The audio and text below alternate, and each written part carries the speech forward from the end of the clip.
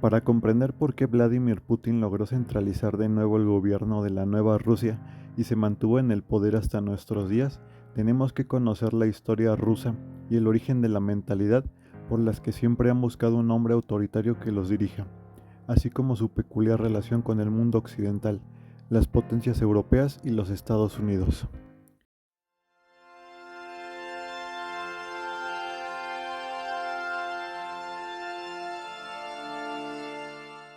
La cultura rusa es una de las más contradictorias culturalmente, pues se ha definido por su desprecio y fascinación por Occidente. Hechos como declarar a Moscú como la tercera Roma discrepan con su historial de desdén por las libertades civiles. Todo esto se explica al ser un terreno de paso entre los mundos occidentales europeos, con sus tradiciones culturales influenciadas por Grecia y la guerra, con el mundo oriental estepario, de amplia tradición mercantil y más guerra. La primera zona cercana a lo que hoy asociamos a la cultura rusa en tener grandes asentamientos humanos fue la península de Crimea, con el arribo de mercaderes griegos que fundaron ciudades helenas y formaron el reino del Bósforo, que fue un protectorado romano. En el siglo IV de nuestra era, sufrieron ataques de las hordas hunas que habían bajado al Mar Negro. Esta fue una de las primeras experiencias de una cultura que sufriría saqueos constantemente.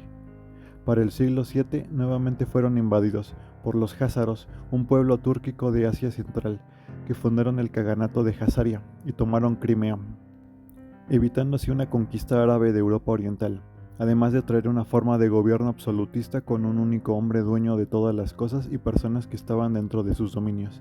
Este es el detalle clave que marcaría hasta nuestros días la cultura rusa de la búsqueda del brazo protector de un gobernante poderoso.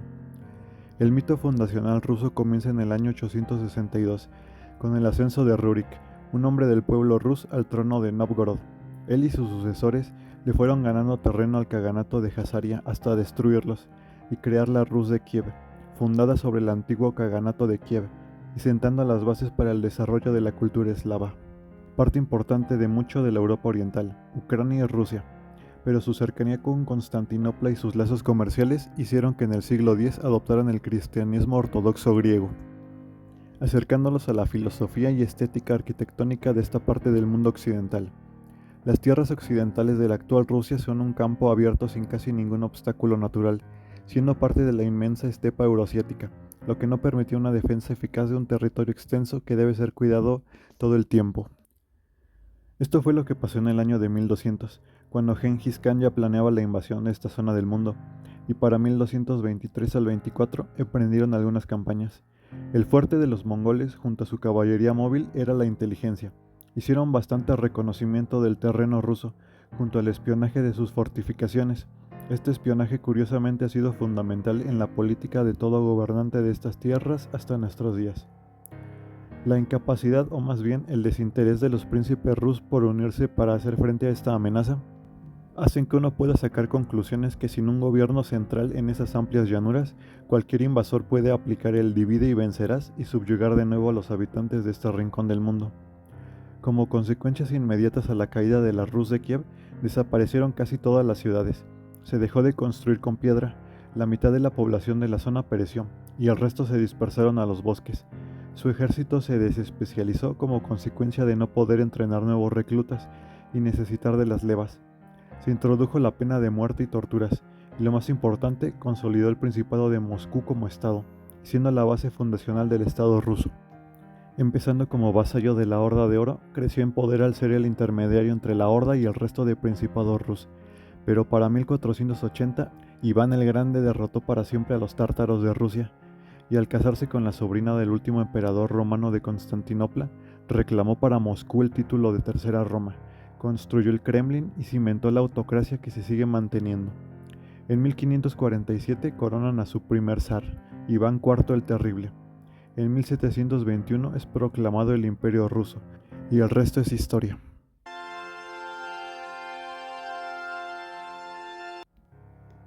El mago del Kremlin es una novela francesa del autor Giuliano da Empoli, periodista que ha escrito sobre problemáticas sociales y culturales italianas y europeas. La novela está escrita a modo de un supuesto encuentro entre él mismo y Vadim Baranov, un antiguo director de teatro, productor de televisión y asesor de Vladimir Putin. Vadim relata su juventud, su vida en la Rusia de los 90, su contribución al ascenso político de Putin y su experiencia en el poder ruso. Cabe aclarar que Vadim Baranov no existe en la vida real, pero está inspirado en Vladislav Surkov, quien también fue antiguo artista teatral y trabajó en relaciones públicas. A Vadim se le presenta como una persona que ha visto cómo su mundo de certidumbre económica se evapora junto a la Unión Soviética, cómo lo mejor de la vida rusa solo se puede conseguir con dinero. Y ante la falta de empleo y seguridad, solo aquellos con contacto se vuelven millonarios. Pero comprende además que en Rusia el poder no es dinero, sino que tan cerca estés del próximo zar. El pasado de Vadim trabajando en los medios le hace comprender a qué reacciona el pueblo ruso, la incertidumbre del futuro, al estar acostumbrados desde los años del zar en que el gobierno existía y les decía qué hacer. El caos que trajo la disolución de la URSS hizo que no hubiera ley ni orden. En cualquier momento podrían hacer volar tu edificio. Esta incertidumbre se transforma en miedo. Y el miedo hace que las masas se junten con el primero que traiga un poco de orden y distracción.